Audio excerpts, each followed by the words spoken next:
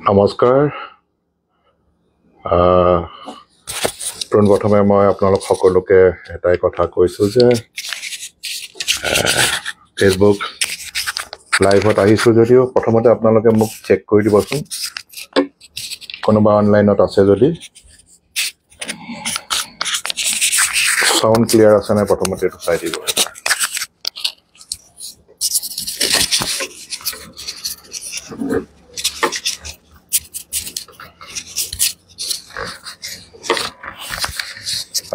আহিছে এজন দুজনকে। আৰু প্ৰথমতে মোৰ চাউণ্ডটো আহিছে নাই আপোনালোকে কোনোবাই মোক জনাই দিবচোন। চাউণ্ডটো চাই দিব এবাৰ। কোনোবাই লিখি দিব মেছেজত চাউণ্ড আহিছেনে।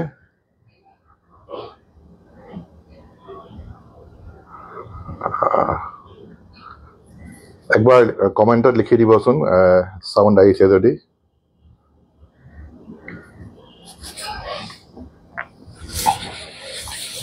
আঠজন আহিছে। আৰম্ভ কৰিম আৰু, কাৰণ কিয় সময়টো সকলোৰে বাবে মূল্যৱান। আৰু আৰম্ভ কৰিম আৰু এতিয়া। অ'কে,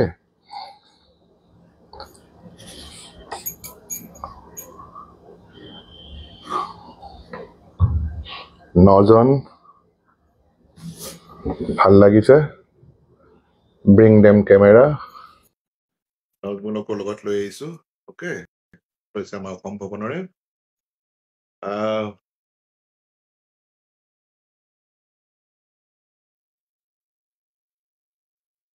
আৰম্ভ কৰোঁ তেতিয়াহ'লে। খালি মই এটাই বস্তু জানিব বিচাৰিছিলোঁ যে মোৰ মাতটো আহিছে নাই ক্লিয়াৰলি। কোনোবাই ক'ৰবাত লিখি দিলে কমেণ্টত ভাল আছিলে, কমেণ্টত যদি আহিলে ভাল আছিলে।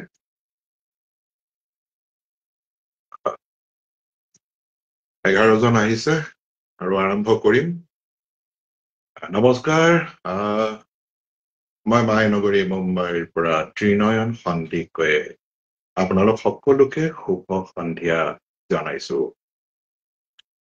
পোনপ্ৰথমে মই গ্ৰন্থ সুবাস গোটৰ এডমিন, মডাৰেটৰ, পাঠক সমাজ সকলোকে মই মোৰ ফালৰ পৰা ধন্যবাদ জ্ঞাপন কৰিছো যে আপোনালোকে মোক বিচাৰিছে, যাৰ কাৰণে আজি মই আপোনালোকৰ মাজলৈ আহিছো।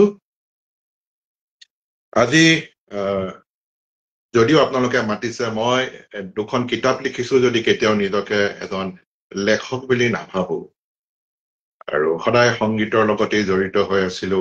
আৰু বাই প্ৰফেশ্যন ধৰি লওক সদায় অভিযন্তা হিচাপে থাকো। কিন্তু আজি যিহেতু সন্ধিয়া সময়, এটি গীতেৰে মই আজি অনুষ্ঠানটো মই আৰম্ভ কৰিব লৈছো।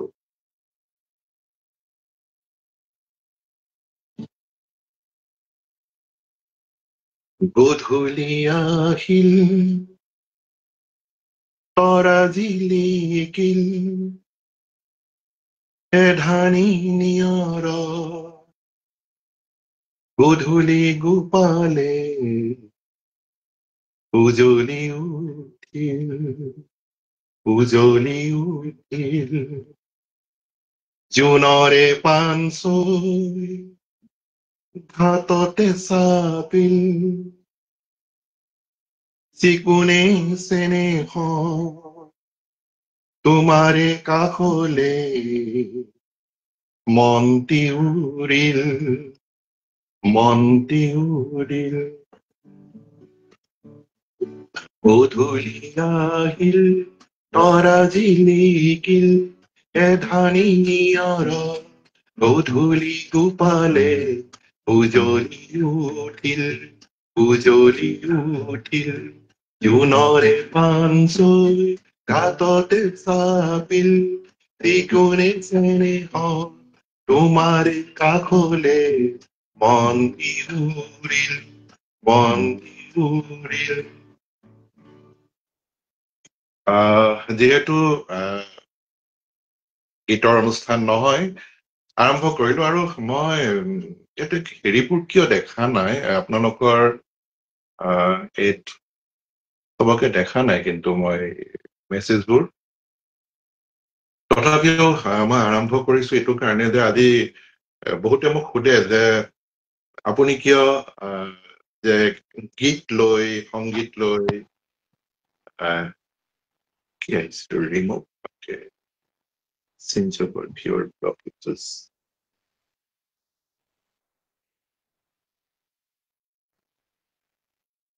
আচ্ছা ঠিক আছে মই ৰিমুভ কৰিলো বেনিটা যিহেতু মই কিন্তু হেৰিবোৰ শ্ব' কৰা নাই কিয় মেছেজবোৰ অহা নাই দেখা নাই গ্ৰন্থসভা গোটক অনুৰোধ জনাইছো যে মেছেজবোৰ মই শ্ব' হোৱা নাই ইয়াতে বেবীমণি বন্দনা সকলো আহিছে তৃষ্ণা দেৱীকো দেখা পাইছো কিন্তু মই মেছেজবোৰ কিন্তু আকৌ অহা নাই দেই কোনোবাই যদি মেছেজ দিছে মই দেখা নাই ইয়াতে মই এইটো কাৰণে কৈছো যে অসমীয়া যিটো গীতি সাহিত্য সেই গীতি সাহিত্যটো কিমান উচ্চ স্তৰৰ সেই উদ্দেশ্যে মই আপোনালোকৰ মাজলৈ আহিছো মাজতে মই পুলক দাৰ ওচৰত গৈছো পুলক বেনাৰ্জীৰ ওচৰত আৰু পুলক দাৰ ওচৰত যেতিয়া গৈছিলো তেতিয়া পুলক দাই মোক এষাৰ কথা কৈছিল যে ত্ৰিনয়ন অসমীয়া যিটো গীতি সাহিত্য সেইটো বহুত উচ্চ স্তৰৰ হয় আমাৰ যেনেকে ভূপেন্দাৰ কথা মই কৈছো ভূপেন্দাৰ গীতত কি নাছিল ভূপেন্দাই একোটা গীত ইমান সুন্দৰকৈ তেখেতে বৰ্ণনা কৰে যে ভূপেন্দাই এটা গীত লিখিছিল সেই গীতটো কিন্তু সাংঘাতিক গীত লিখিছিল আৰু সেই গীতটোত যিটো আছিল যিটো কি যে তোমাৰ সংগ প্ৰিয়া মিঠা তোমাৰ সংগ তোমাৰ অংগ জ্বলন্ত জুই মই যে পতংগ কি যে সাংঘাতিক এটা গীত লিখিছিল আপোনালোকে চিন্তা কৰকচোন যে সেই কথাষাৰ ভূপেন্দাই যিটো লিখিছিল সেইটো যদি কিবা কাৰণে আমি যদি প্ৰেজেন্ট ট্ৰেণ্ডত যিটো কওঁ সেইটো কেনেকুৱা ধৰণৰ কথা হ'ব পাৰে কিন্তু যে যেনেকে তেওঁ খেলিলে শব্দৰ খেল সেই খেলবোৰ মোৰ খুবেই ভাল লাগে সেইকাৰণে আৰু মই যেতিয়া এই গীতৰ কথাবিলাক যেতিয়া কওঁ তাৰ এটা কাৰণ আছে যে নতুন প্ৰজন্মৰ আজিকালি বহুতে আমাৰ অসমীয়া মিডিয়ামত নপঢ়ে আমি প্ৰায়বোৰ আমাৰ নিজৰ সন্তান ইংৰাজী মিডিয়ামত পঢ়ে কিন্তু সি যে উঠি অহা ল'ৰা ছোৱালী আপুনি কেনেকে অসমীয়া ভাষাটোৰ প্ৰতি তেওঁলোকক আকৰ্ষিত কৰিব সেইকাৰণে কি হয় তেওঁলোকে হয়তো পঢ়িব নোৱাৰিব পাৰে গীত তেওঁলোকে শুনে আৰু যিহেতু তেওঁলোকে গীত শুনে সেইকাৰণে গীতৰ কথাবিলাক ইমান ষ্ট্ৰং হ'ব লাগে আজি মই যে কম জুবিনৰ গীতবিলাক জুবিনে গীতবিলাক সেইবিলাক নতুন মানুহো শুনে পুৰণা মানুহো জুবিনৰ গীতবোৰ শুনে আৰু এই যে জুবিনৰ গীতবোৰ শুনে তেওঁলোকে কি হয় সেই যে আমাৰ কণ কণ মইনাসকলে অসমীয়া ভাষাটোৰ প্ৰতি আকৃষ্ট হয় তেওঁলোকে সেইকাৰণে মই কওঁ যে গীতৰ ভাষা সদায় খুব ষ্ট্ৰং হ'ব লাগে আৰু মাজতে মই দেখা পাইছিলো যে সেইদিনাখন মনজ্যোৎস্না বাইদেউ কৈছিলে মন্ত বাইদেউ যে কেনেকে গীতৰ তেখেতৰ দেউতাকে কেশৱ মহন্ত ডাঙৰীয়াই কেনেকে গীতবোৰ লিখিছিলে যে তেখেতৰ গীতবিলাক এটা মাজতে সেইদিনাখন বাইদেৱে গাইছিলে মই গায়ক নহয় তথাপিও ইমান ভাল লগা বাইদেৱে কৈছিলে যে অসমীয়া শব্দবিলাকত যে আশা না কোৱা না এই নানা শব্দবিলাক তেখেতে ব্যৱহাৰ কেতিয়াও কৰা নাছিল তেওঁ কৈছিল যে কোৱাচোন শুনাচোন এনেধৰণৰ কথাবিলাক তেওঁ কৈছিল আৰু বাইদেৱে তাতে এটা গীত গাইছিলে সেইদিনাখন সেই গীতটো মোৰ খুবেই ভাল লাগিছিলে যেনেকে তেওঁ এনেকৈ ভাগে নেহকো এনেকৈ চিগে নেবান্ধো কোনে কব মোক আজি গোপনে কাষলৈ আহি কোনে কব বাৰু আপোন মোৰ আপোন, কিমান যে সুন্দৰ এই কথাবোৰ। অসমীয়া গীতি সাহিত্য বহুত উচ্চ স্তৰৰ হয়। আৰু ই যে মই নতুন প্ৰজন্মক আকৰ্ষণ কৰিবৰ কাৰণে যে মই গীতৰ কথা কৈ আছো বাৰে বাৰে, তাৰ লগে লগে নতুন প্ৰজন্ম যদি পঢ়িবও নোৱাৰে, তেওঁলোকে কিন্তু গীত শুনে। গীতৰ লগে লগে তেওঁলোকে কবিতা আবৃত্তি শুনে, গল্পপাঠ শুনে। সেইকাৰণে যে এই গল্পপাঠেই হওক বা গীতেই হওক, এইবোৰ খুব একোটা একোটা তেওঁলোকৰ ভূমিকা আছে এই বস্তুবিলাকৰ। গতিকে মই আপোনালোকক বিনম্ৰতাৰে অনুৰোধ জনাইছো যে এই যে অসমীয়া সাহিত্যৰ যিটো আগৰ সেই যে গীতি সাহিত্য আছিলে, সেই গীতি সাহিত্যবোৰ খুব ষ্ট্ৰং কৰিব লাগে। আৰু কেইদিনমানৰ আগতে এটা গীত খুবেই পপুলাৰ হৈছে, এতিয়াৰ পৰা নহয় বহুত আগৰ পৰা, মন্দিৰা লাহিৰী বাইদেউৰ পৰা, যে সূৰ্য কুমাৰ ৰাজাই ৰচনা কৰা। কেইদিনমানৰ আগতে আমাৰ ভণ্টি গায়ত্ৰী নাই, তাই সেই গীতটো গাইছিলে মন্দিৰা বাইদেউক গোৱাৰ পিছত বহুত গীত। সেই গীতৰ যিবিলাক কথা, সেই কথাবোৰ ষ্ট্ৰং কাৰণে আজি আমাৰ হৃদয়ত চুই যায়, হৃদয়ত বহি যায় সেই কথাবোৰ। গতিকে সেই গীতটো যেতিয়া আমি গাওঁ, অহাৰ দৰে উভতি আঁতৰি গলা, বাটে বাটে সিঁচি থৈ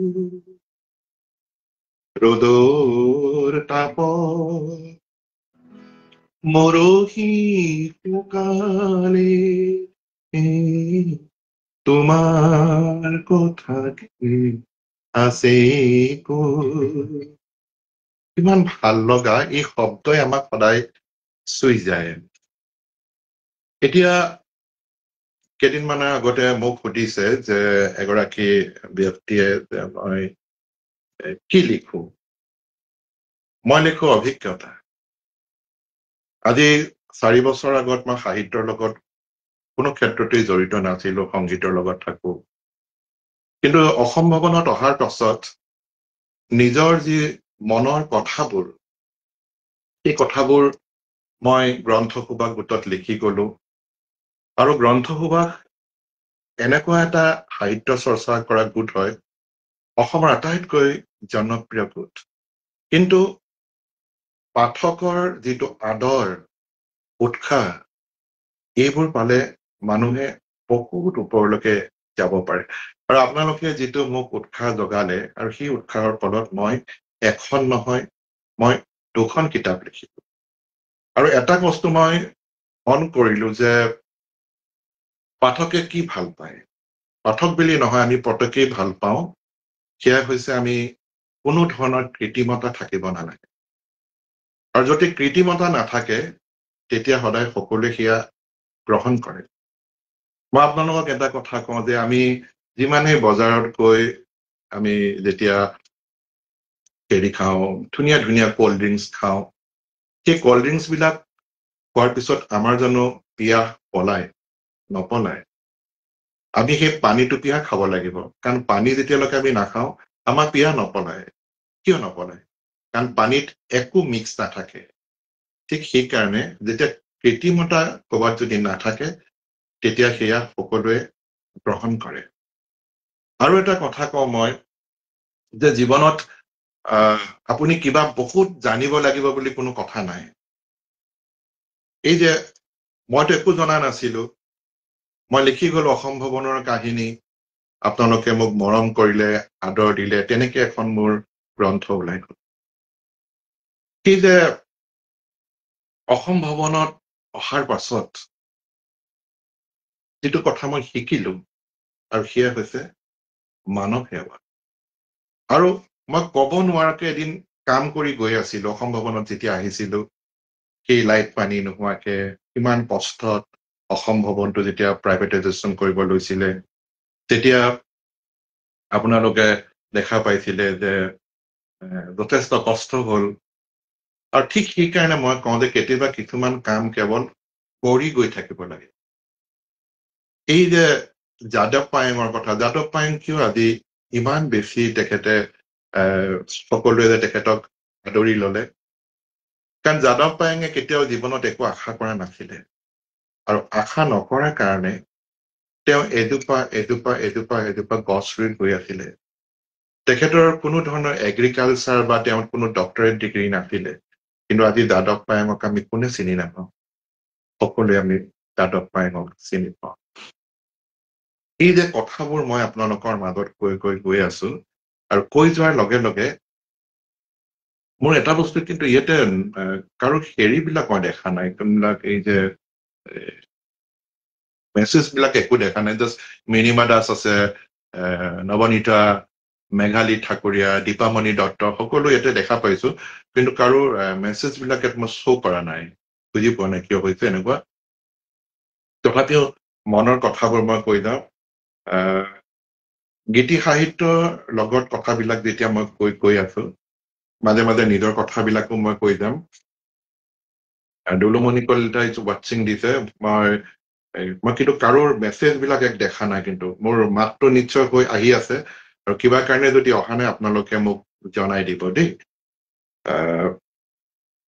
এই যে কালি মই বিজয় দুৱৰাৰ লগত কথা পাতিলো আৰু আপোনালোকে বিজয় দুৱৰা কোন যিবিলাকে জিতুল সোণোৱালৰ বা সংগীতা কাকতিহঁতৰ বা আমাৰ কুমাৰ চানুৰ গীতবোৰ শুনিছিলে সেই 90s প্ৰতিটো গীতেই বিজয়দাই লিখা বুলি ক'ব লাগিব এতিয়া বিজয়দাৰ লগত যেতিয়া কথা পাতিছো মই যোৱাকালি তেতিয়া বিজয়দাক মই সুধিছো যে দাদা আপুনি কথাবোৰ কেনেকে লিখে আপুনি তেখেতৰ প্ৰথম গীতটো হৈছিলে প্ৰথম দেখাতে ভাবিছিলো বহু কথা তেতিয়া বিজয়দা আৰু জিতুল সোণোৱাল মুম্বাইৰ নেভি নগৰত আছিল আৰু নেভি নগৰত থাকোতে কি হয় জিতুল দা বুলি কওঁ কাৰণ জিতুল দাৰ লগত এসময়ত বজাইছিলো আৰু জিতুল দাই কি কৰে হেৰি কৰে গীতবোৰ গাই থাকে পুৰণা ইটো গীত গায় সিটো গীত গায় আৰু সেই গীতৰ লগে লগে আমাৰ বিজয়দাই লিখি যায় আৰু লিখোতে সেই যিবিলাক মানুহৰ মনৰ অনুভৱবিলাক আৰু যেতিয়া শব্দৰ যেতিয়া কোমলতা থাকে তেতিয়া সেই শব্দবিলাকে আপোনাৰ হৃদয়ত বহি লয় আৰু সেইকাৰণে মই বিজয়দাৰ এটা গীত মোৰ খুবেই ভাল লাগে আৰু মই য'তেই যাওঁ ততেই মই সেই গীতবিলাক সদায় মই গুণগুণাই দিওঁ অলকানন্দ কাকতি তেখেত ৱেলকাম কিন্তু মোৰ কাৰো মেছেজ দেখা নাই কিয় দেখা নাই মই ধৰিব পৰা নাই এইটো এক মিনিট ত্ৰিবেণী বৰ্তা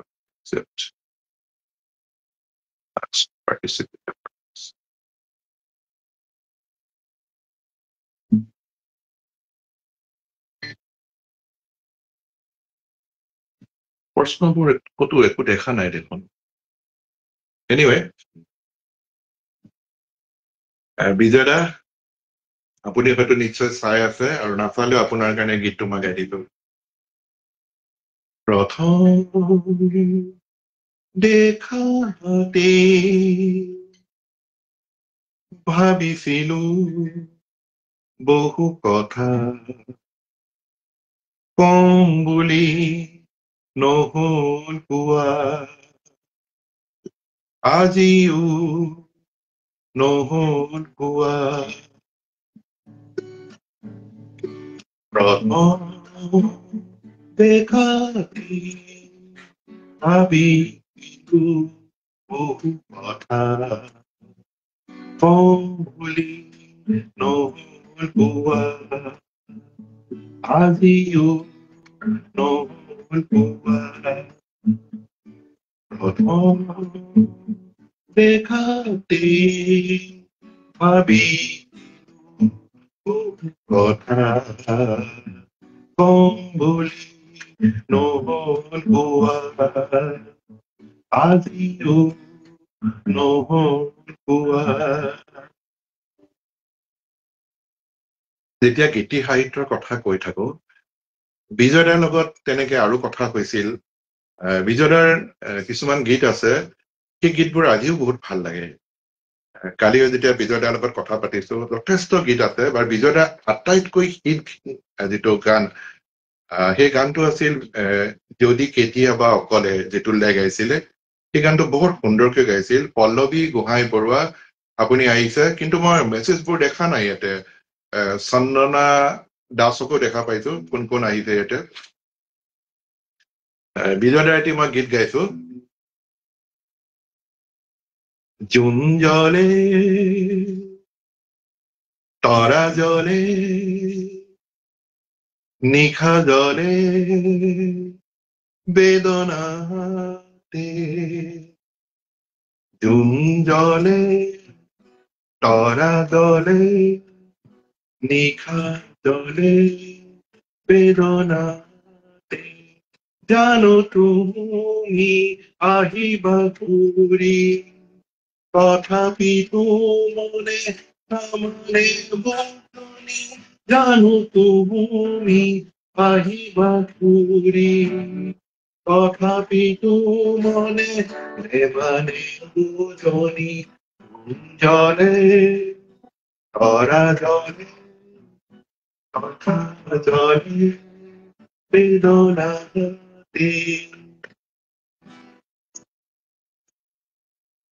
আৰু মোক বহুতে গীতৰ লগে লগে এটা কথা সুধি থাকে যে মুম্বাইত অহা সকলো শিল্পীয়ে কিয় কৃতকাৰ্য নহয়। মৃণাল চাওলেক, মোৰ বন্ধু ভাৰতী ভাগৱতী, আপোনাক দেখা পাই থাকো দেই, বৰ সুন্দৰ সুন্দৰ আপুনি মোক কমেণ্ট দি থাকে। আৰু 1 মিনিট মই চাই লওঁচোন কেনেকে আৰু মই এনাবল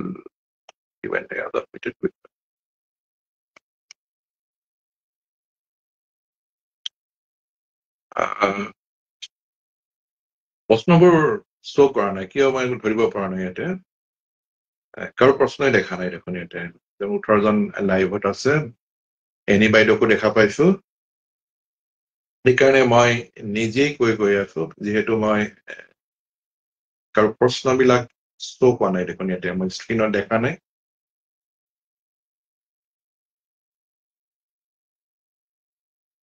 চেষ্টা কৰি আছো, কিন্তু পল্লৱী গোহাঁই বৰুৱাই মোক খুব সুন্দৰ সুন্দৰ কমেণ্ট দি থাকে, কিন্তু ইয়াতে দেখা নাই কিয়। 1 মিনিট মই চাই আছো। Request status allow audience to keep participant in, allow কৰা হৈছে।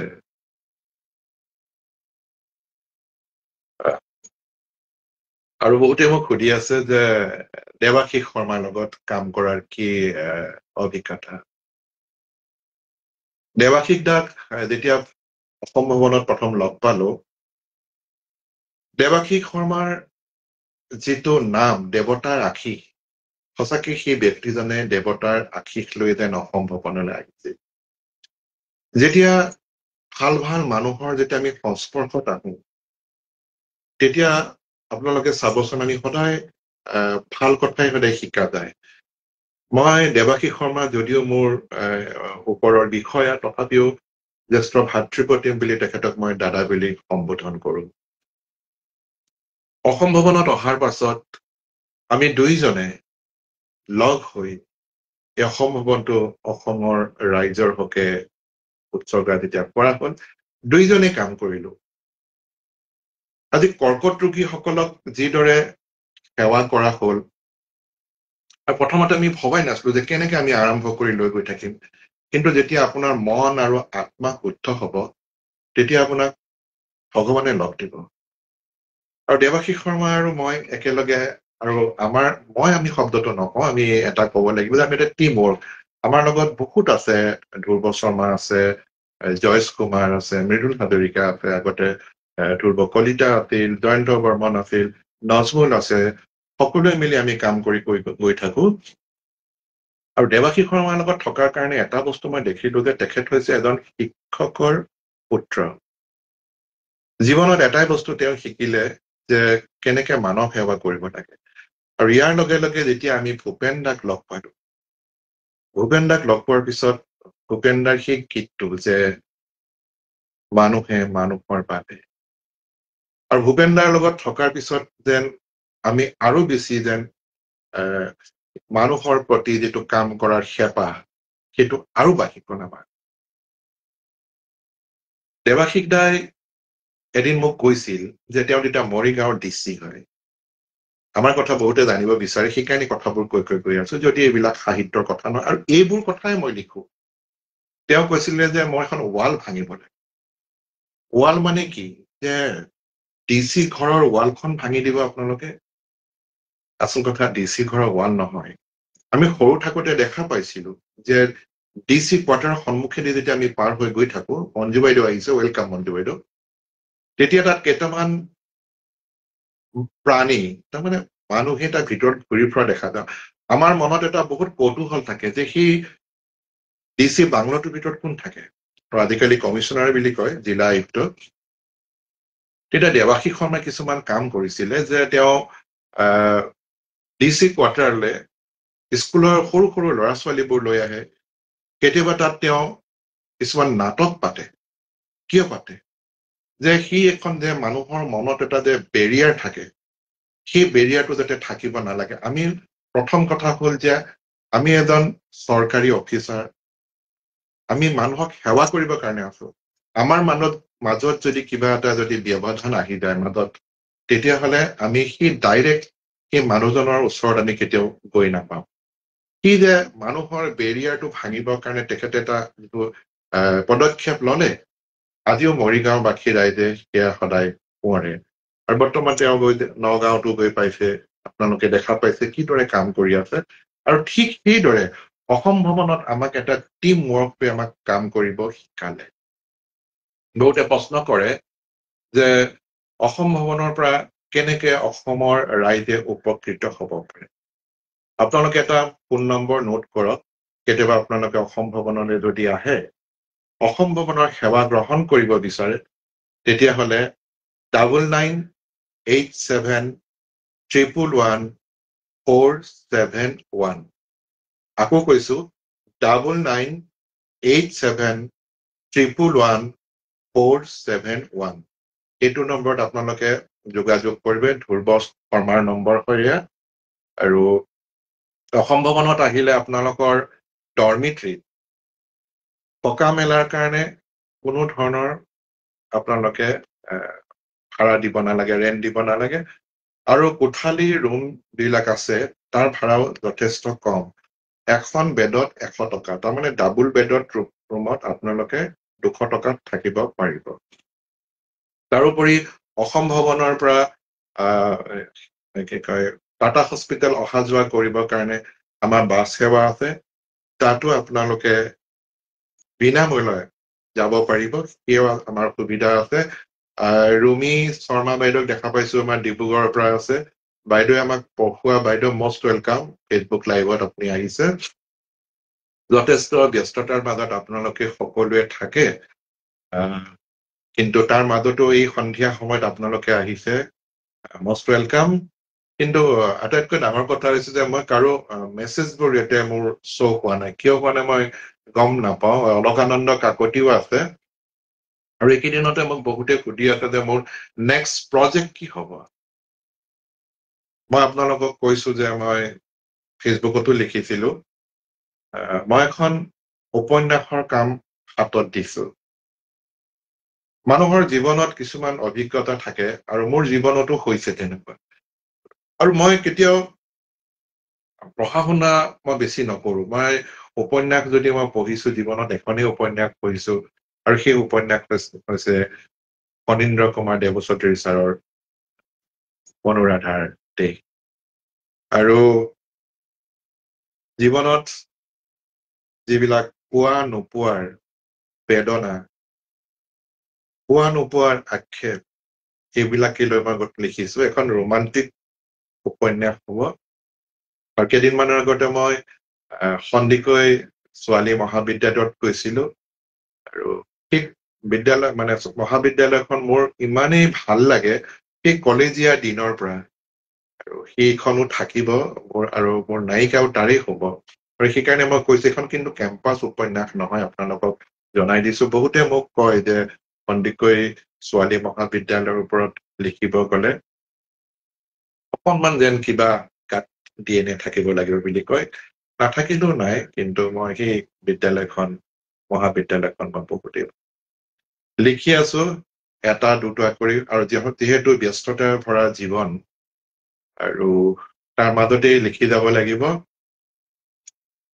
এতিয়া ভূপেনদাৰ যেতিয়া কথা কৈ গৈ আছো আৰু আমাৰ ভূপেনদাৰ শতবাৰ্ষিকী হবলৈ গৈ আছে মুম্বাইতো আপোনালোকক জনাইছো যে অহা 7 ছেপ্টেম্বৰ তাৰিখে এটা বহুত ডাঙৰকে আমাৰ আমাৰ ৰুমকীৰ ভাল নামটো হৈছে সুনিতা ভূঞা তেখেত মোৰ বান্ধৱী হয় খুব ডাঙৰ এটা লাৰ্জ স্কেলত কৰা হৈছে আপোনালোকে আজি কেলেণ্ডাৰত নোট কৰি ৰাখক যে সুধা কণ্ঠক কেনেকে অসমৰ বাহিৰত আমি আৰু ভালকে তেখেতক আমি পৰ্ট্ৰেট কৰিব পাৰো NCPA হলত হ'ব টাটা NCPA হলত আৰৱ সাগৰৰ পাৰত উষা মংগেশকাৰ তাৰপিছত বাইজুনাথ মংগেশকাৰ হওক তাৰ পৰা আপোনাৰ অনুপ জলতা সুৰেশ ৱাডেকাৰ মহালক্ষ্মী আয়াৰ জুবিন গাৰ্গ আমাৰ কল্পনা জুবলি সকলো আহিব এতিয়া ৰূপমো আহিব মোৰ বন্ধু কল্পনা দেৱীও আহিছে জাহ্নৱী ভাগৱতী আৰু খগেন বৰা ডাঙৰীয়া আপুনিও আহিছে কিন্তু মোৰ এটা ডাঙৰ কথা হৈছে কি মই ইয়াতে হেৰিবোৰ দেখা নাই কাৰো প্ৰশ্ন উত্তৰ একো দেখা পোৱা নাই কেৱল দেখা পাইছো আপোনালোকক সেইকাৰণে কথাবোৰ কৈ গৈ আছো যে ভূপেনদাৰ যিটো শতবাৰ্ষিকী পালন কৰিবলৈ গৈ আছো আপোনালোকক বিনম্ৰতাৰে অনুৰোধ জনাইছো আপোনালোকে আহিব আৰু আহি অনুষ্ঠানটো উপভোগ কৰিব আৰু ইয়াতে কোনো ধৰণৰ মাচুল দিব নালাগে প্ৰৱেশ পত্ৰ বিনামূল্যে হয় আৰু কেৱল বুক মাই শ্ব'ত আপোনালোকে তাতে ৰেজিষ্টাৰ কৰিব লাগিব আপোনালোকৰ টেলিফোন নম্বৰ মেইল এইদৰে আৰু বুক মাই শ্ব' কেইদিনমানৰ পাছতে আমাৰ খুলি দিয়া যাব আপোনালোকে তালৈ আহিব এতিয়া হৈছে ভূপেনদাৰ কথা মোক বহুতে সুধি আছে আগতেও মোক কৈছিলে সেইদিনাখন এটা প্ৰশ্নও পঠাই দিছে যে ভূপেনদাৰ পৰা কি শিকিলো জীৱনত ভূপেনদাৰ পৰা যদি মই শিকিছো সেয়া হৈছে জাতি প্ৰেম ভূপেনদাৰ পৰা কেৱল জাতি প্ৰেমেই শিকিছো ভূপেনদাই আমাক আজিৰ পৰা প্ৰায় 50 বছৰে হ'ব হ'ল ভূপেনদাই আমাক শিকাই থৈ গৈছিলে আমাক সজাগ কৰিছিলে জাতিটো কিন্তু আমি কোনোৱে নিশিকিলো আৰু সেই ভূপেনদাই তেতিয়াই কৈছিল যে আমি অসমীয়া নহওঁ দুখীয়া বুলি সান্তনা লভিলে নহব আজিৰ অসমীয়াই নিজক নিচিনিলে অসমতে ভগনীয়া গতিকে সেই ভূপেনদাৰ কথাৰে মই আপোনালোকক কৈছো যে জাতিটো যেন সজাগ হ'ব হ'ল জাগিবৰ হ'ল সেই কথা মই বাৰে বাৰে কওঁ কাৰণ ভূপেনদা এনে এজন মহান ব্যক্তি আছিল যিজনে নিজৰ মৃত্যুৰ পিছতো তেওঁৰ অস্থি সেই ব্ৰহ্মপুত্ৰতে তেওঁ বিসৰ্জন কৰিব দিছিল ভাল লাগে ভূপেনদাৰ যিটো জাতি প্ৰেমৰ কথা কওঁ আৰু এটা কথা হয় যে মই যেতিয়াই কৰবাত কিবা এটা অনুষ্ঠান কৰিবলৈ যাওঁ তেতিয়া ৰুণুমী কলিতা বাইদেউ আহিছে দেই অলকাশালৈকো দেখা পাইছো পাহাৰী গগৈ তেতিয়া মই প্ৰতিটো অনুষ্ঠান ভূপেনদাৰ এটা গীতেৰে আৰম্ভ কৰো কাৰণ কিয় ভূপেনদাৰ সেইটো স্বদেশ প্ৰেম এটা মানুহৰ বাবে গীতটোতো প্ৰতিটো ঠাইতে আজিকালি আপোনালোকে দেখা পাইছে যে আমাৰ জিলা আয়ুক্ত দেৱাশীষ শৰ্মাই গায় আৰু সেই গীতটোৰ ইমান প্ৰাসংগিকতা আছে বৰ্তমান সময়ত এক মিনিট হেল্ল'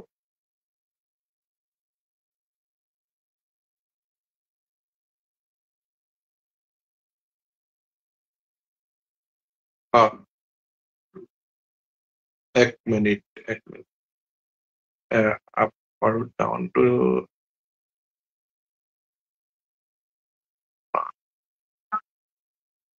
এইটো লিংক বিলাকে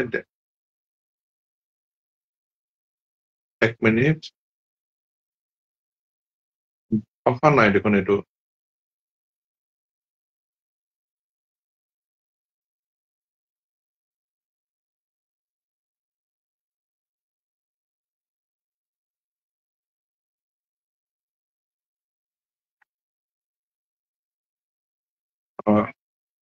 মেছেজ কেৱল দেখা নাই মই অকল হেৰিবোৰ দেখা পাইছো এই পাহাৰী গগৈ মাত্ৰ দেখা পাইছো শুভ সন্ধিয়া দাদা বুলি এই মাত্ৰ দেখা পাইছো এটা পাহাৰী অঞ্চুমালা, ইয়েছ ইয়েছ ইয়েছ, অঞ্চুমালা দেৱী, গুড ইভিনিং, দেখা পাইছো এতিয়া। অঞ্চুমালা দেৱী, মই বৌ বুলিয়ে মাতো, খুব সন্মান কৰো। এতিয়া এটা দুটাকে দেখা পাম দেই, হয়তো বৰ বেছি সময় নাথাকো, পুৰা 1 ঘণ্টা সময় থাকিম। আৰু ভূপেন্দ্ৰৰ যেতিয়া কথাবোৰ কৈ আছো, যে ভূপেন্দ্ৰক মই কিয় কৈ আছো, যে ভূপেন্দ্ৰ ইমান ডাঙৰ এজন শিল্পী আছিল, আৰু ভূপেন্দ্ৰৰ যিটো গীতৰ কথাবোৰ মই কৈ আছিলো আপোনালোকক, এদিন ভূপেন্দ্ৰৰ লগত মই অসম ভৱনলৈ যেতিয়া আহে, সেই কথাটো সদায় কওঁ যে মোক গীটাৰখন লৈ মাতে, যে বাবা গীটাৰখন লৈ আহা, বহো ভূপেন্দ্ৰৰ লগত। আৰু বহাৰ পিছত যেতিয়া মোক এদিন দাদাৰ লগত মই গীটাৰ বজাই আছো, তেতিয়া এদিন মোক সুধিছিলে ভূপেন্দ্ৰাই, যে অলকানন্দ কাকতি সন্দিকৈ ডাঙৰী, 1 মিনিট হা, আপোনাৰ জনপ্ৰিয় 2খন কিতাপৰ পিছত পৰৱৰ্তী কিবা লিখি আছে নেকি, নতুন কিতাপ এখনৰ বাবে নে আন কিবা কৰি আছে? অলকানন্দ কাকতি এতিয়া মই মেছেজটো দেখা পাইছো, এতিয়া অহা নাছিলে তাৰ আগতে। এনিৱে ভাল লাগিছে, এতিয়া মই ইতিমধ্যে জনালো। তথাপি মই ভূপেন্দ্ৰৰ তালৈ যাওঁ। ভূপেন্দ্ৰাই যেতিয়া মোক সুধিছিলে যে ত্ৰিনয়ন, মই একেবাৰে সাধাৰণভাৱে হাৰমনিয়াম, তবলা, গীটাৰ লৈ গীতবোৰ গাইছিলো, মোৰ গীতবোৰ জানো নৱপ্ৰজন্মই শুনিব? তেতিয়া মই এষাৰ বাক্যতে মই এটা উত্তৰ দিছিলো, যে দাদা, বজাৰত যিমান সুন্দৰ সুন্দৰ LED লাইট নাহক লাগে, ভগৱানৰ থাপনাত সেই শলিতা গছিৰহে দাম আছে, আৰু সেই শলিতা গছিৰ স্থান কেতিয়াও বিজুলী বাতিয়ে ল'ব নোৱাৰে। আৰু আপোনাৰ গীতসমূহ সেই শলিতা গছিৰ দৰে, আপোনাক আমি সদায় অজৰ অমৰ কৰি ৰাখিম। গতিকে সকলোকে বিনম্ৰতাৰে অনুৰোধ জনাইছো। দুলাল শইকীয়া, শুভ সন্ধিয়া। দীপা হেন্দিক, মোৰ ভন্টী, আপোনাৰ প্ৰেমৰ উপন্যাসখনৰ বাবে আশাৰে ৰৈ আছো, কেতিয়া পঢ়িবলৈ পাম। পল্লৱী গোহাঁই বৰুৱা, মোৰ কমেণ্টবোৰ ভাল লাগে বুলি কোৱাৰ বাবে ভাল লাগিল দাদা। আৰু এটা কথা, মুম্বাই অসমত বেমাৰ হলেহে থাকিব পাৰে। সাধাৰণতে এইটো খুব ধুনীয়া কুৱেশ্যন সুধিছে পল্লৱী গোহাঁই বৰুৱাই, যে মুম্বাইলৈ সাধাৰণতে আমাৰ যিবিলাক VIP আহে, তেওঁলোকে ষ্টেট গেষ্ট ডিক্লেয়াৰ হয়, তেওঁলোকৰ কাৰণে কোনো ধৰণৰ চিন্তা কৰিব নালাগে। আৰু যিবিলাকে ফুৰিবলৈ আহে, তেওঁলোকে হাতত পইচা পাতি লৈ আহে। কিন্তু যিবিলাকে ট্ৰিটমেণ্ট কৰিব আহে মাহৰ পিছত মাহ, আজি কেইদিনমানৰ এটা আমাৰ ৰুম এটা খালী হৈছে 15 মাহৰ পিছত, আৰু এটা কথা আছে, আৰু এটা ৰুম 22 মাহৰ পিছত হৈছে। গতিকে মুম্বাইৰ দৰে চহৰ, এখন খৰচী ব্যয়বহুল চহৰত থকা ইমান সহজ কথা নহয়। সেইবাবে চৰকাৰে অসম ভৱনটো বৰ্তমান কৰ্কট ৰোগীসকলৰ কাৰণে ডেডিকেটেড কৰিছে। আৰু জাহ্নৱী ভাগৱতী লিখিছে, আপোনাৰ কথা শুনি 8 ছেপ্টেম্বৰ নহয় বাইদেউ, এইবাৰ এইটো শতবাৰ্ষিকী এটা বৰ্ষ হিচাপে পালন কৰিছে। গতিকে মুম্বাইত 7 তাৰিখে কৰিম আমি। 7 তাৰিখে আহিব, যদি আহে বহুত ভাল লাগিব, কাৰো পইচা নালাগে, একদম ফ্ৰী। আৰু অলকা হালৰি ভাল লাগিছে, পাহাৰ ভৈয়াম সংগম থলীতে বন্ধু এজন মোৰ এদিন, আপোনাৰ কণ্ঠত শুনিব পালে ভাল লাগিল। অলকা, মই গীত নাগাওঁ, তথাপিও মই ভূপেন্দ্ৰৰ এটি গীত মোৰ ভাল লাগে, আৰু সেইটো দেশ প্ৰেমৰ গীত কাৰণে মোৰ ভাল লাগে। অনামিকা দাস আহিছো দেই, মষ্ট ৱেলকাম। আইটো কিহেৰে পুজিমে,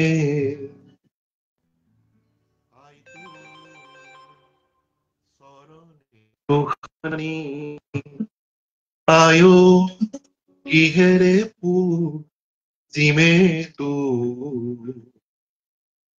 আয়ো জীবন দি পুজিমে তো, আইতো কিহেৰে পুজিমে। কিমান যে ভাল লাগে ভূপেন্দ্ৰৰ গীতবোৰ। কি আছিলে, ভূপেন্দ্ৰে কি লিখিছিল। পল্লৱী গোহাঁই বৰুৱা, ধন্যবাদ দাদা এই কথাটো জনোৱাৰ বাবে। কিন্তু পল্লৱী গোহাঁই বৰুৱাক কৈছো, মষ্ট ৱেলকাম টু মুম্বাই। কেতিয়াবা লগ পাম, আৰু মোৰ অসমলৈ অহা যোৱা হৈ থাকে। ভূপেন্দ্ৰৰ আৰু এটা কথা মই কৈছো, যে তেখেতে সদায় নতুনত্ব ভাল পাইছিল, মানুহক ভাল পাইছিল। ভূপেন্দ্ৰে কেতিয়াও অকলে থাকিব বিচৰা নাছিল।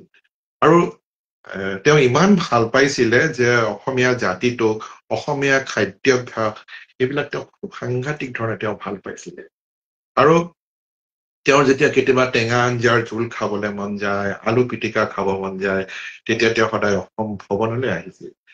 আৰু মোৰ যেতিয়া কভিডৰ সময়টো যেতিয়া আছিল, কভিডৰ সময়ত আমাৰ মনবিলাক সদায় নিৰাশাৰে ভৰি পৰিছিল। তেতিয়া সেই যে ভূপেন্দাৰ মোক যেতিয়া কয় বহি বহি একেলগে বহি থাকো, তেতিয়া কয় যে তুমি সেই ৰাণা ভাইটিৰ গীতটো গাব জানা নেকি? কিন্তু মই আপোনালোকক বাৰে বাৰে কৈছো, মই গায়ক নহয়, কিন্তু সাহিত্যৰ লগতোতো মই ইমান জড়িত নহয়। ক'ব গ'লে লিখিয়ে থাকো, মনৰ কথাবোৰ লিখো, মানে একদম বিন্দাছ লিখো। গতিকে মই সেইকাৰণে গীতৰ মাজেৰে কিছুমান কথা কৈ আছো আপোনালোকক। যেনেকে ভূপেন দাই কৈছিল যে দিনবোৰ সদায় একে নাযায়। আজি যদি এন্ধাৰ আপোনাৰ জীৱনত, কাইলৈ পোহৰ হবই।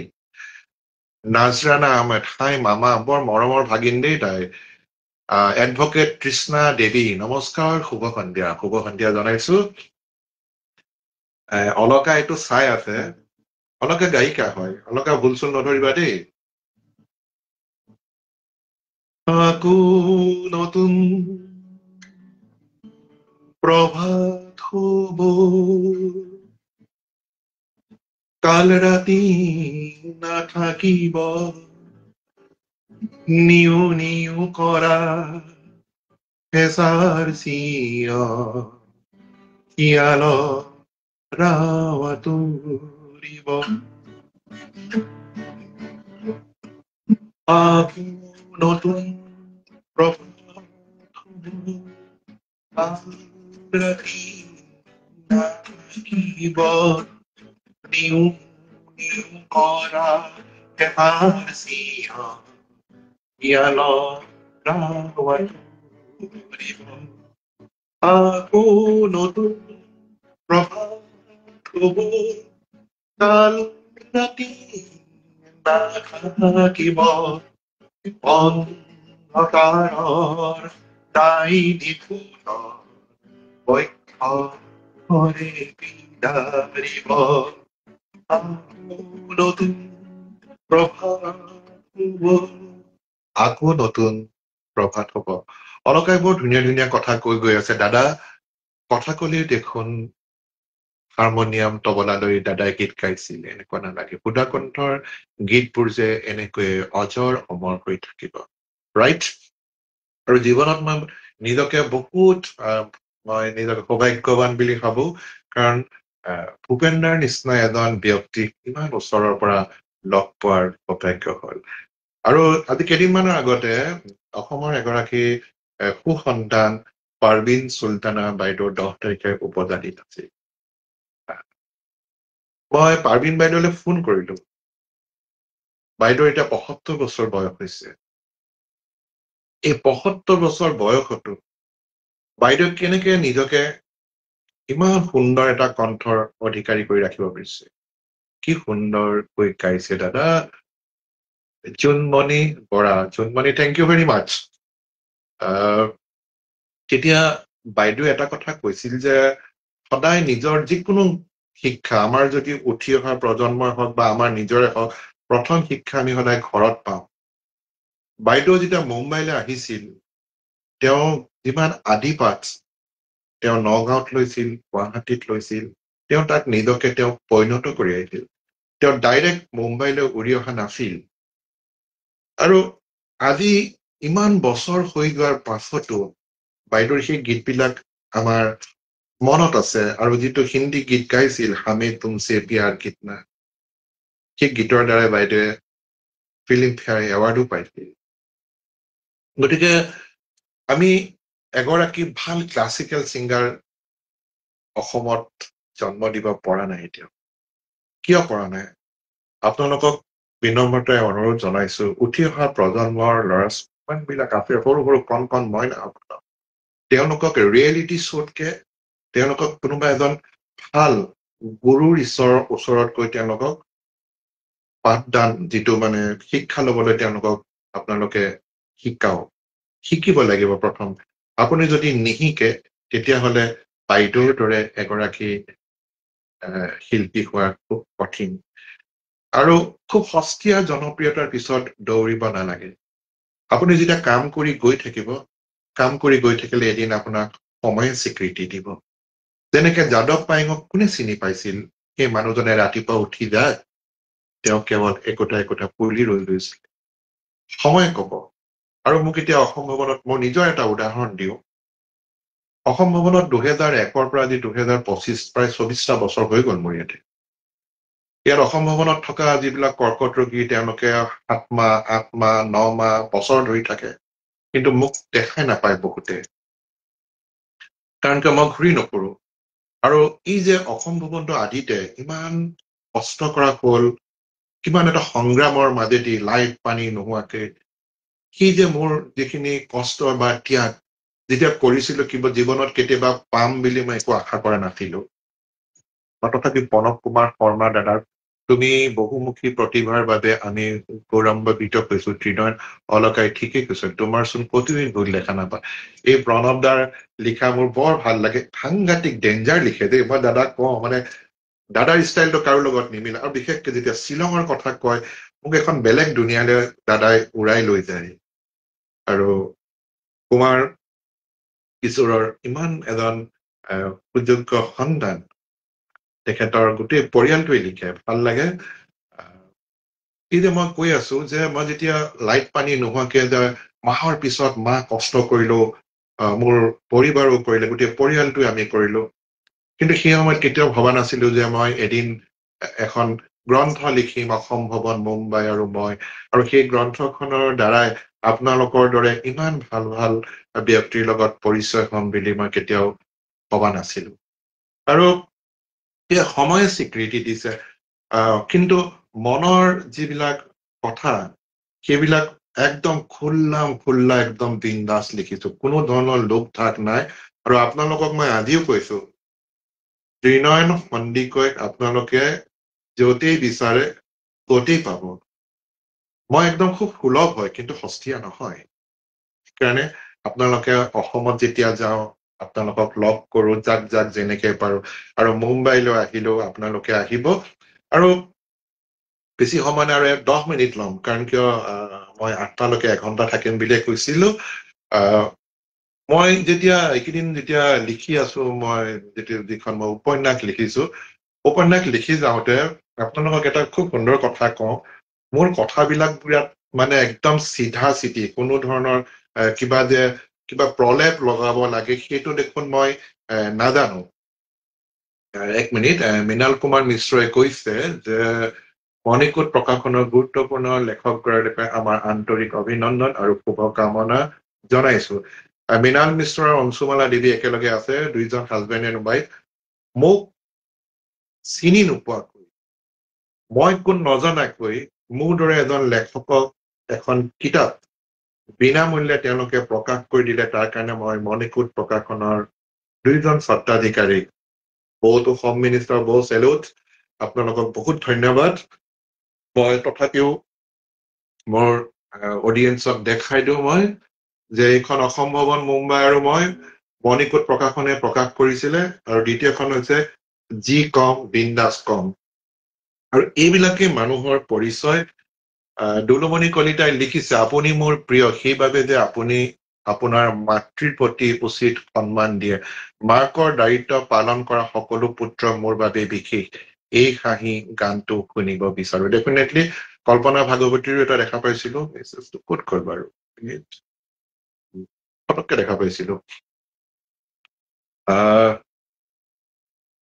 মই যেতিয়া লিখি গৈ আছো মই ইমান মানে ৰোমান্টিক মই হেৰি লিখিছো কিন্তু এই ৰোমান্টিক উপন্যাসখন লিখোতে কথাবিলাক অলপ ৰোমান্টিকটো হ'ব লাগে কিন্তু মোৰ মানে যেতিয়া লিখি গৈ আছো একদম মানে চিটঙা তাত মানে মই ভবা নাই যে বে তই কি কৰিছ বে এনেকুৱা টাইপৰ মানে মোৰ ওলাই কথাবিলাক তাৰপিছতে মই লিখাৰ পিছত মোক প্ৰতিটো মুহূৰ্তত সদায় সহায় কৰে দুলুমণি কলিতাই মোৰ আগৰ দুইখন কিতাপ তেখেতৰ যদি সহায় নথকাহেঁতেন মই কেতিয়াও লিখিবই নোৱাৰিলো মই তেওঁলৈ পঠাই দিওঁ তেওঁ চাই মেলি মোক কয় যে ছাৰ আপুনি এইবিলাক কি লিখিছে মই তেতিয়া তেওঁক কওঁ কিবা যদি লাইন পোনাব লাগে অলপ পোনাই দিবা কাৰণ কিয় মই ৰোমেন্স বিলাক ইমান মানে কৰিব নাজানো তাৰপিছত মই আজি কেইদিনমানৰ আগতে মই কৌশিক নন্দন বৰুৱালে ফোন কৰিলো।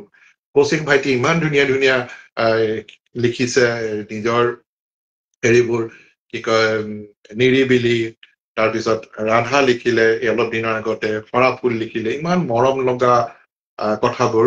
অলকা তথাপিও মই কৈ যাওঁ, খুব সুন্দৰ কথা কৈছে। মই যেতিয়া ক্লাছিকেল শিকিছিলো মোকো অন্য গীত গাবলৈ দিয়া নাছিল, নাজানি খুব সুন্দৰ গীত গাই দেই অলকা হালৈ। মিনিমা বাইদেউ আহিছে, মিনিমা বাইদেউ কৈছে মানৱ সেৱাৰ লগে লগে আপুনি এগৰাকী অভিযন্তা হৈ দুখনকৈ গ্ৰন্থ লিখি সাহিত্য জগতত সুনাম আৰু অৰ্জন কৰিব পাৰিছে। বাইদেউ চেলিউট দেই, বহুত মৰম। কল্পনা ভাগৱতী কেইদিন ৰাম আৰু শ্যামক একেলগে চাবলৈ মন আছে।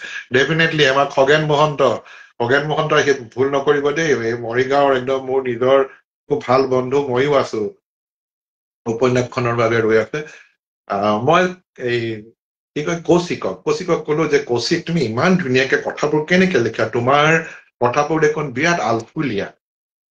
তেতিয়া মইতো নাজানো, মইতো খাৰাং খাচ মানুহ, অকৰা অভং মানুহ, মই তেনেকেই লিখি লিখি গৈ আছো।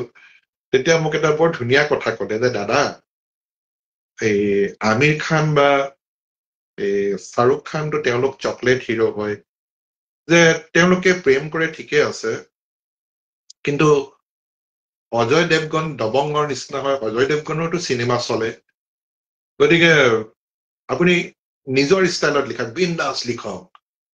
আৰু তেনেকে মই এতিয়া বৰ্তমান লিখি গৈ আছো, 5টামান খণ্ড লিখিছো। ত্ৰিবেণী বৰঠাকুৰ, মোৰ বৰ ভাল লাগে দেই ত্ৰিবেণী, তুমি মোক লগ কৰিছিলা এই গ্ৰন্থমেলাত। আপুনি বহুমুখীৰ প্ৰতিভাৰ গৰাকী, আপোনাৰ কথাবোৰ শুনি মনত সাহস পাওঁ। এটা কথা কৈছো যে চবকে কওঁ, আৰু পদমী দাস অনুষ্ঠানটো চাই ভাল লাগিছে। মই এটা কথা কওঁ, সাহসী হব। সাহসীয়ে বুৰঞ্জী ৰচনা কৰিব পাৰে, দুৰ্বলীয়ে পলাই যায় যুদ্ধ ক্ষেত্ৰৰ পৰা। আৰু মই সদায় কওঁ যে যাৰ মৃত্যুলে ভয় নাই তাৰ ওচৰত ফাঁচীৰ হুকুম এখন আনি কোনো লাভ নাই। আৰু সেইকাৰণে মই কথাবিলাক একদম বিন্দাছ কওঁ, কোনো ধৰণৰ ভয় নকৰো।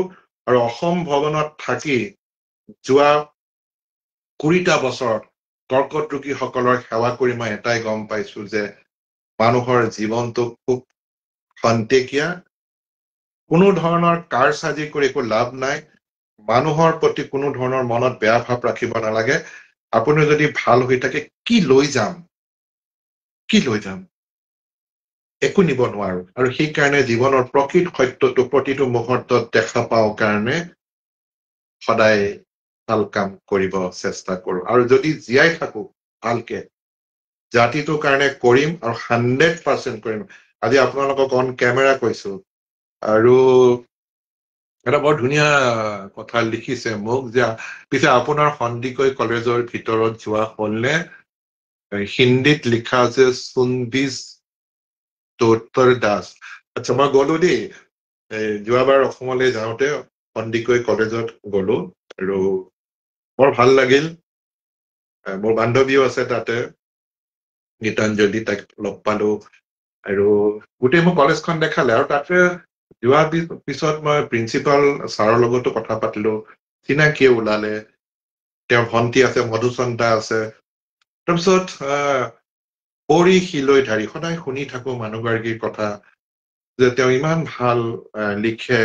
কিন্তু তেওঁ যে সন্দিকৈ কলেজৰ তেওঁ এগৰাকী অধ্যাপক হয়, মই এইটো জনাই নাছিলো। সেইদিনাখন গৈ মোৰ বহুত ভাল লাগিল। জ্যোতিমালা বৰঠাকুৰ, বিন্দাস মানুহজন, মানৱ দৰদী, সহজ সৰল, আৰু ভাল লাগিল আপোনালোকক। অপৰ্ণা দেৱী, মৃদুলা, আপোনাৰ অনুষ্ঠানটো চাই বৰ ভাল লাগিছে। অলকাই বহুত কমেণ্ট কৰি আছে, মমী ভৰালিও আছে, শুনি তেওঁ ডিফুৰ পৰা আছে। ভাল লাগিছে, আপোনালোক আছে কাৰণে অনুষ্ঠানটো কৰি গৈ আছো, কিন্তু বৰ বেছি দীঘলীয়া নকৰো। আৰু এইবাৰ 100 বাৰ্ষিকী পাতিছে ভূপেনদাৰ, আৰু ভূপেনদাৰ সকলোৱে আমি অন্তৰত ৰাখিব লাগিব। ভূপেনদাক প্ৰতিজন অসমীয়াই চিনি পাব লাগিব। আৰু যদি সদায় জালুকবাৰীদি পাৰ হৈ গলে ভূপেনদাৰ সমাধিত আপোনালোকে এবাৰ হলেও যাব, সেৱা কৰি যাব। অন্তত আপোনালোকৰ নিজকে এজন মহান অসমীয়াক সেৱা কৰি গৈছে বুলি আপোনালোকৰ অনুভৱ হ'ব। কৰুণা সাগৰ লিখিছে, ভাল লাগিল বন্ধু, মৰাণত লগ পাম বুলি ভাবিছিলো কিন্তু নহল। জয়ন্ত ৰাজে ছাৰ নমস্কাৰ জনাইছো বাংগালোৰৰ পৰা, আপুনি ভালে থাকক, সুস্থ হৈ থাকক। মোৰ বেংগালুৰুতো পষ্টিং দিও কৰি আছে, কেতিয়াবা বেংগালুৰু গলে যাম।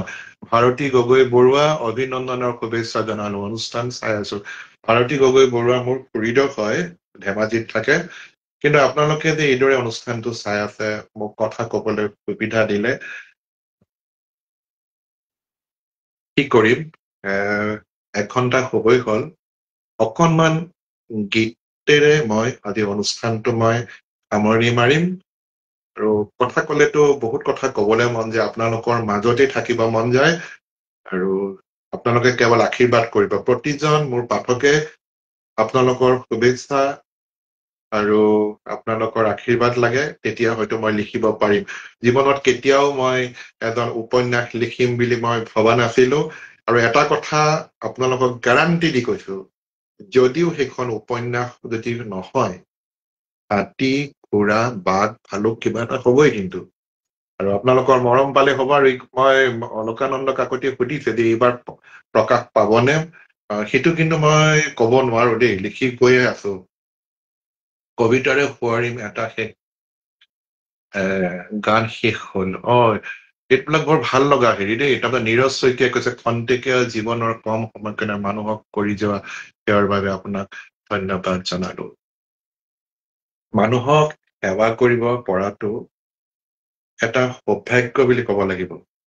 সকলোৰে ঘৰত আলহী নাহে, আপোনালোকে বনাই মেলি ৰৈ থাকিলেও আপোনাৰ ঘৰত আলহী নাহিব পাৰে।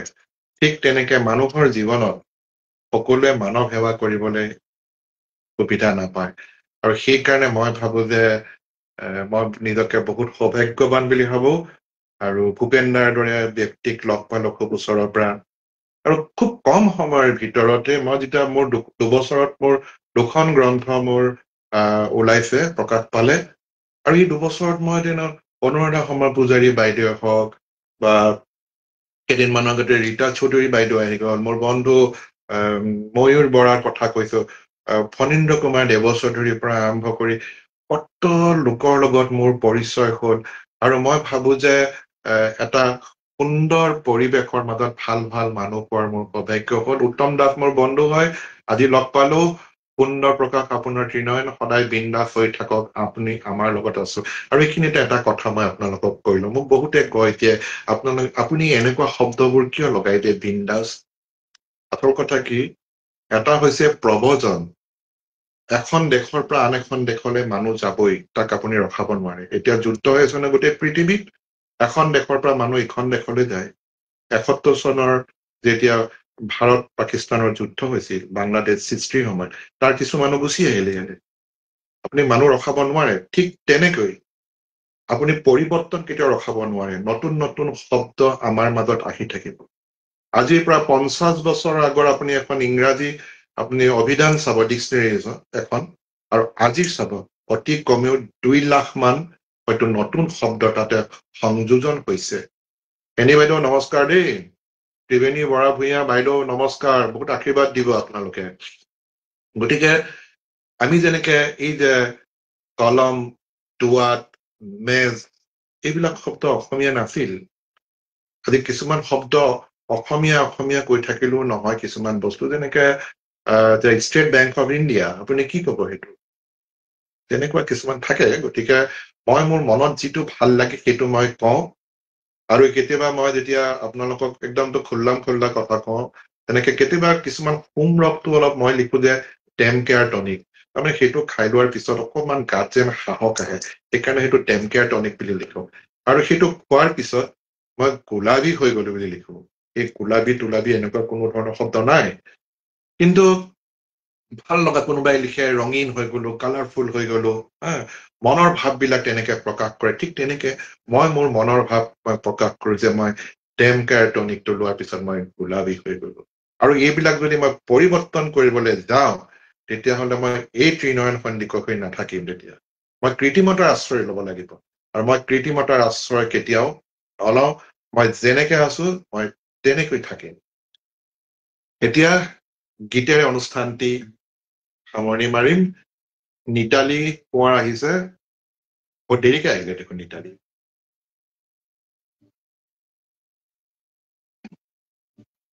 এই হাঁহি ভাল লাগে, কিয় জানো ভাল লাগে। এই হাঁহি কাৰ বাবে, এই হাঁহি কাৰ বাবে কোৱা তুমি। এই হাঁহি ভাল লাগে, কিয় জানো ভাল লাগে। এই হাঁহি কাৰ বাবে, এই হাঁহি কাৰ বাবে কোৱা মোক তুমি। এই হাঁহি ভাল লাগে, কিয় জানো ভাল লাগে। এই হাঁহি কাৰ বাবে, এই হাঁহি কাৰ বাবে কোৱা মোক তুমি।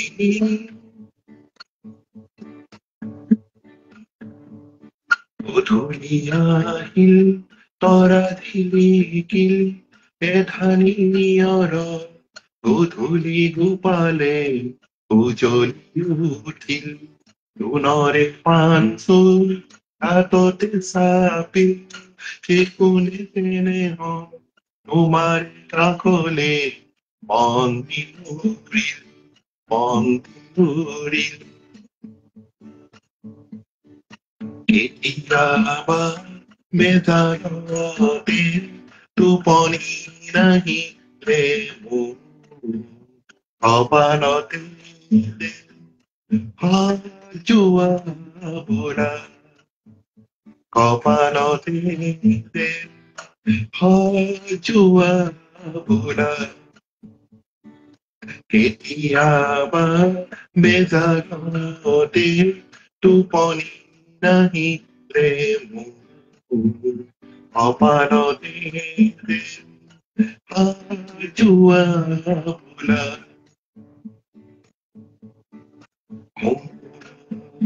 সমাধি বুলি ৰবা তুমি, বনৰীয়া ফুল বনৰীয়া ফুল। সমাধি বুলি ৰবা তুমি, বনৰীয়া ফুল বনৰীয়া ফুল বনৰীয়া ফুল। মই জীয়াই থাকো নে নাথাকো কোনো মোক ক'ব নোৱাৰে, কিন্তু মই জীয়াই থাকিম। মাটিৰ মানুহ হৈ জীয়াই থাকিম। মাটিৰ যিটো কলহ, সেই কলহটোত পানী থাকে, মাটিৰে বনোৱা যায় আৰু মাটিৰ লগতে এদিন মিলি যায়। আৰু সেই মই মাটিৰ কলহটোৰ দৰে মাটিৰ দৰে সদায় মানুহ হৈ থাকিব বিচাৰো।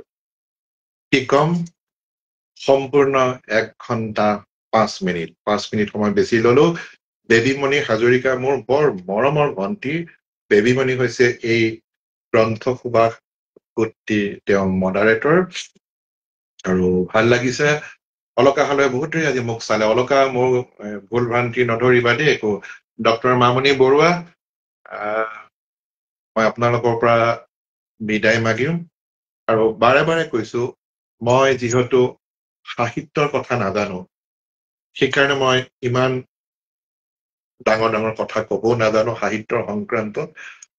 মনত অহা অনুভৱবোৰ, গীতি সাহিত্যবোৰ, অসমীয়া গীতি সাহিত্যবোৰ যে কিমান চহকী আছিল, এই বিষয়ে আপোনালোকক কলো। আৰু ভূপেন দাৰ লগত থকা যিটো মোৰ অনুভৱ, সেই অনুভৱ কলো। পুলক বেনাৰ্জীৰ কথা কলো। আজি কেইদিনমানৰ আগতে ৰীতা চৌধুৰী বাইদেউক লগ পালো। বাইদেৱে এখন বৰ্তমান উপন্যাস লিখি আছো বুলি কৈছে, কিন্তু বাইদেৱে লিখি থাকিলে কেনেকুৱা তেওঁলোকে এটা অৱস্থাত থাকে, সেয়া তেওঁক কৈছে লিখাটো এটা সাধনা বুলি কৈছে। গতিকে সাধনা কৰিলেহে এটা সুন্দৰ প্ৰডাক্ট পোৱা যায়।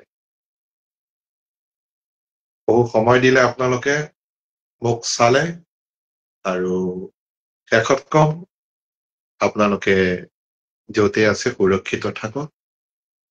আপোনালোকৰ সুৰক্ষা আপোনাৰ হাতত। আপোনালোকক পুনৰ লগ পোৱাৰ প্ৰতিশ্ৰুতিৰে আজিলৈ আহোঁ। বাই।